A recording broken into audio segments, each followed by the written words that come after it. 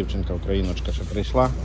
Ми знімаємо ще такий матеріал. Андрій ще розказав, що це такий ісконно москальський район. Шарлоттенбург, його знають всі. Це москальський район, тут куча москалів. І це ми знали про те, що ми йдемо в центр москалів, після того, як приїхали сюди. Нам не хотіли казати.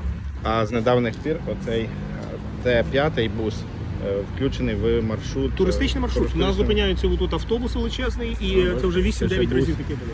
Бус вже 9 разів зупинявся і дивилися цілими автобусами. Виходили, ходили навколо. Ось такий по скриптум частинка Бучі москалям на зло.